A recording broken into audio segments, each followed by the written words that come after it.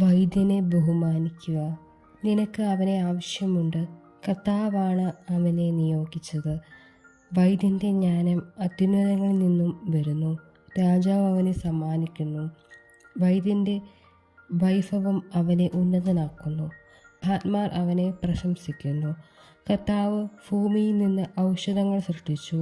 ബുദ്ധിയുള്ളവർ അവയെ അവഗണിക്കുകയില്ല. അവിടുന്ന് വെള്ളത്തെ തടിക്കഷ്ണം കൊണ്ട് മധുരീകരിച്ചത് തൻ്റെ ശക്തിയുടെ വെളിപ്പെടുത്തലല്ലേ? മനുഷ്യൻ്റെ അത്ഭുത കൃത്യങ്ങളിൽ മഹത്വപ്പെടേണ്ടതിന് അവിടുന്ന് മനുഷ്യർക്ക് സിദ്ധികൾ നൽകി. അതുമുഖേന അവൻ വേദനകൾ അകറ്റുകയും രോഗം സുഖമാക്കുകയും ചെയ്യും. ഔഷധ നിർമ്മാതാവ് അതുപയോഗിച്ച് മിശ്രിതമുണ്ടാക്കുന്നു. അവിടുത്തെ പ്രവൃത്തികൾക്ക് അന്ത്യമില്ല. ഭൂമുഖത്ത് അവിടുന്ന് ആരോഗ്യം വ്യാപിക്കുന്നു. മകനെ, രോഗം വരുമ്പോൾ ഉദാസീനനാകാതെ കർത്താവിനോട് പ്രാർത്ഥിക്കുക. അവിടുന്ന് നിന്നെ സുഖപ്പെടുത്തും.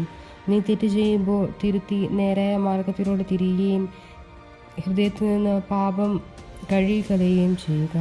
സുരഫില ബലിയും താംശയുമായി നേർത്ത മാവും സമർപ്പിക്കുക. കാഴ്ച വസ്തുക്കളിൽ കഴിവിനൊത്ത് എണ്ണ പകരുക. വൈദ്യന് അർഹമായ സ്ഥാനം നൽകുക. കർത്താവാണ് അവനെ നിയോഗിച്ചത്. അവനെ ഉപേക്ഷിക്കരുത്. അവനെക്കൊണ്ട് നിനക്ക് ആവശ്യമുണ്ട്. വിജയം വൈദ്യൻ്റെ കൈകളിൽ സ്ഥിതി ചെയ്യുന്ന അവസരമുണ്ട്. രോഗം നിർണയിച്ച് സുഖപ്പെടുത്തി ജീവൻ രക്ഷിക്കാൻ അവിടുത്തെ അനുഗ്രഹത്തിനായി അവനും കർത്താവിനോട് പ്രാർത്ഥിച്ചിട്ടുണ്ട്. സൃഷ്ടാവിൻ്റെ മുൻപിൽ പാപം ചെയ്യുന്നവന് വൈദ്യസഹായം തേടേണ്ടി വരും.